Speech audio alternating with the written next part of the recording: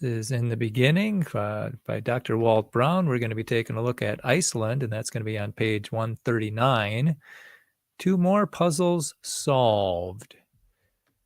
Iceland and its many volcanoes straddle the mid-Atlantic ridge. Large amounts of supercritical water at 840 degrees Fahrenheit have been found in porous rock a mile below Iceland's surface. But scientists interested in using that supercritical water as geothermal source for generating electricity are puzzled by 2 issues.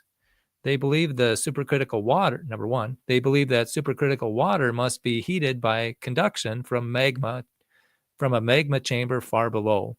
However, just as heat rises rapidly in a chimney, hot water convects up from the base of that supercritical water much faster than the heat from the magma chamber could conduct up through the rock. How then could the water's temperature have ever risen, let alone become supercritical?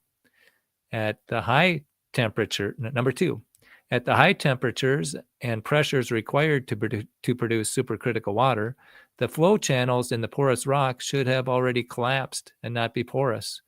No convection should occur, but it does. Based on what you have learned about supercritical water, especially on page 136 and 37, you can resolve these 2 problems.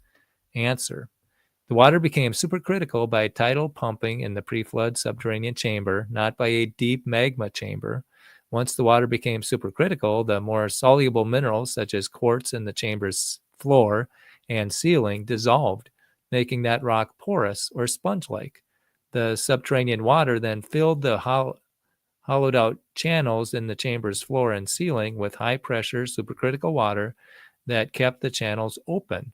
Today, some of that supercritical water is leaking up to the surface of Iceland. Heat does not need to be conducted up into the water.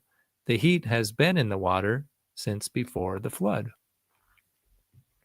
That's Iceland. Let's take a look at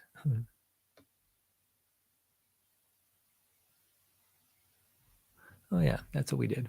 Okay, that's Iceland.